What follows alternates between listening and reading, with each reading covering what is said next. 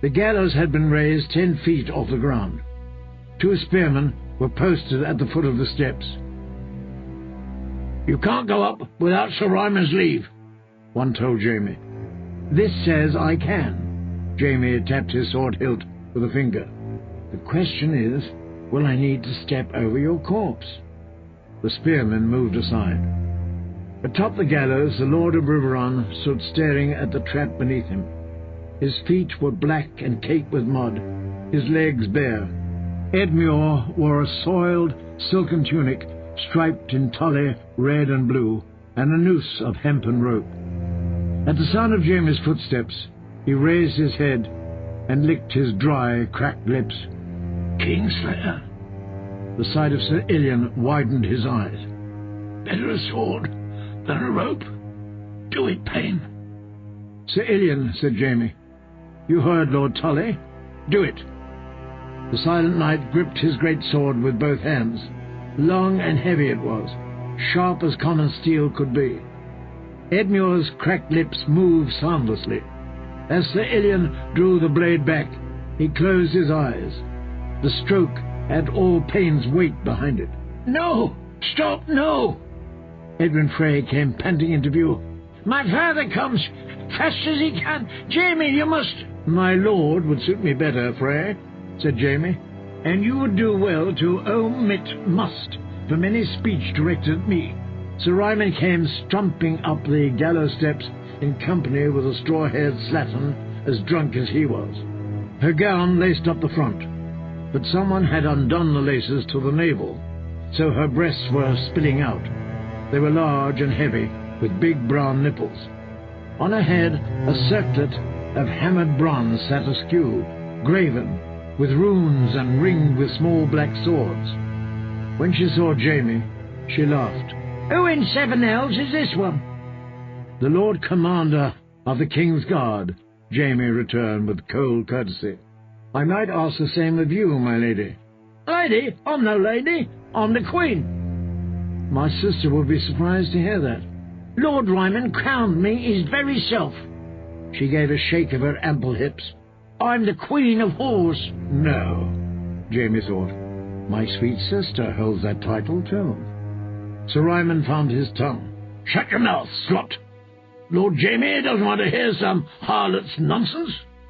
This Frey was a thick-set man with a broad face, small eyes, and a soft, fleshy set of chins. His breath stank of wine and onions. "Making queens, Sir Ryman?" Jamie asked softly. "Stupid. As stupid as this business with Lord Edmure." "I gave the Blackfish warning. I told him Edmure would die unless the castle yielded. I had this gallows built to show them that Sir Ryman Frey does not make idle threats. At Seaguard, my son Walder did the same with Patrick Lannister, and Lord Jason bent the knee. But the Blackfish is a cold man. He refused us, so—" "You hanged Lord Edmure." The man reddened. "My Lord Grandfather, if we hang the man, we have no hostage, sir. Have you considered that?" "Only a fool makes threats he's not prepared to carry out. If I were to threaten to hit you unless you shut your mouth, and you presume to speak, what do you think I'd do?" "Sir, you do not under—" Jamie hit him. It was a backhand blow delivered with his golden hand, but the force of it sent Sir Ryman stumbling backward into the arms of his whore. "You have a fat head, Sir Ryman, and a thick neck as well. Sir Illian, how many strokes would it take to cut through that neck?" Sir Illian laid a single finger against his nose. Jamie laughed. "An empty burst? I say 3. Ryman Frey went to his knees. "I have done nothing but drink and whore. I know. I'm heir to the crossing. You can't—" "I warned you about talking." Jamie watched the man turn white. A sot, a fool, and a craven. Lord Walder had best outlive this one, or the Freys are done. "You are dismissed, sir." Dismissed? "You heard me. Go away." "But where shall I go?" "To hell or home, as you prefer." See that you're not in camp when the sun comes up. You may take your queen of whores, but not that crown of hers." Jaime turned from Sir Ryman to his son. "Edwin, I'm giving you your father's command. Try not to be so stupid as your sire." "That ought not to pose much difficulty, my lord." "Send word to Lord Walder. The crown requires all his prisoners." Jaime waved his golden hand. "Sir Lyle, bring him." Edmure Tully had collapsed face down on the scaffold when Sir Illian's blade sheared the rope in two. A foot of hemp still dangled from the noose about his neck. Strongbow grabbed the end of it and pulled him to his feet. "A fish on a leash," he said shortly. "Here's a sight I never saw before." The Freys stepped aside to let them pass. A crowd had gathered below the scaffold, including a dozen camp followers in various states of disarray. Jaime noticed one man holding up a wood harp. "You, singer, come with me." The man doffed his hat. "As my lord commands." No one said a word as they walked back to the ferry, with Sir Ryman's singer trailing after them. But as they shoved off from the riverbank and made to the south side of the Tumblestone, Edmure Tully grabbed Jaime by the arm. "Why?" "A Lannister pays his debts," he thought, "and you're the only coin that's left to me. Consider it a wedding gift." Edmure stared at him with wary eyes. "A wedding gift?" "I am told your wife is pretty. She'd have to be, for you to bed her while your sister and your king were being murdered." "I never knew." Edmure licked his cracked lips. "There were fiddlers outside the bedchamber, and Lady Roslyn was distracting you. They made her do it. Lord Walder and the rest. Roslyn never wanted. She wept, but I thought it was..." "The sight of your rampant manhood?" "Aye, that would make any woman weep, I'm sure." "She's carrying my child." "No," Jaime thought. "That's your death she has growing in her belly." Back at his pavilion he dismissed Strongbow and Sir Illian, but not the singer. "I may have need of a song shortly," he told the man. "Lou, heat some bathwater for my guest. Pierre, find him some clean clothing. Nothing with lions on it, if you please. Peck, wine for Lord Tully. Are you hungry, my lord?" Edmure nodded, but his eyes were still suspicious. Jaime settled on a stool while Tully had his bath. The filth came off in grey clouds. "Once you've eaten, my men will escort you to Riveron. What happens after that is up to you." "What do you mean?" "Your uncle is an old man. Valiant, yes, but the best part of his life is done. He has no bride to grieve for him, no children to defend. A good death is all the Blackfish can hope for. But you have years remaining, Edmure, and you are the rightful lord of House Tully, not him. Your uncle serves at your pleasure. The fate of Riveron is in your hands." Edmure stared. "The fate of Riveron?" "Yield the castle and no man dies. Your small folk can go in peace or stay to serve Lord Emmon. Sir Brynden will be allowed to take the Black, along with as many of the garrison as chose to join him.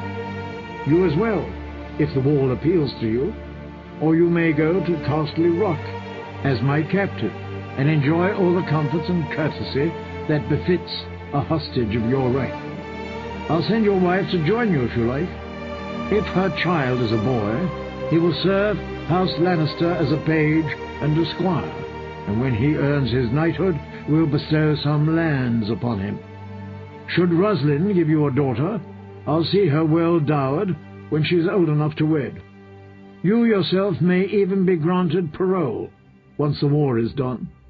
All you need do is yield the castle." Edmure raised his hands from the tub and watched the water run between his fingers. "And if I will not yield? Must you make me say the words?" Pierre was standing by the flap of the tent with her arms full of clothes. His squires were listening as well, and the singer. Let them hear, Jaime thought. Let the world hear. It makes no matter." He forced himself to smile. "You've seen our numbers, Edmure. You've seen the ladders, the towers, the trebuchets, the rams. If I speak the command, my cars will bridge your moat and break your gate. Hundreds will die, most of them your own. Your former bannermen will make up the first wave of attackers, so you'll start your day by killing the fathers and brothers of men who died for you at the Twins. The second wave will be Freys. I have no lack of those. My Westermen will follow when your archers are short of arrows and your knights so weary they can hardly lift their blades. When the castle falls, all those inside will be put to the sword.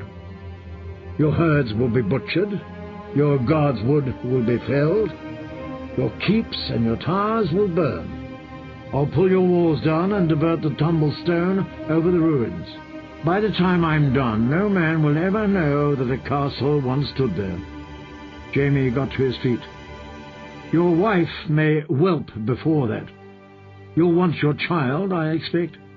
I'll send him to you when he's born, with a trebuchet." Silence followed his speech. Edmure sat in the bath. Pia clutched the clothing to her breasts. The singer tightened a string on his harp. Little Lou hollowed out a loaf of stale bread to make a trencher, pretending that he had not heard. With a trebuchet, Jaime thought. If his aunt had been there, would she still say Tyrion was Tywin's son? Edmure Tully finally found his voice. "I could climb out of this tub and kill you where you stand, Kingslayer." "You could try." Jaime waited. When Edmure made no move to rise, he said, "I'll leave you to enjoy your food. Singer, play for our guest while he eats. You know the song, I trust." "The one about the rain? Aye, my lord, I know it." Edmure seemed to see the man for the first time. "No, not him. Get him away from me." "Why? It's just a song," said Jaime. "He cannot have that bad a voice."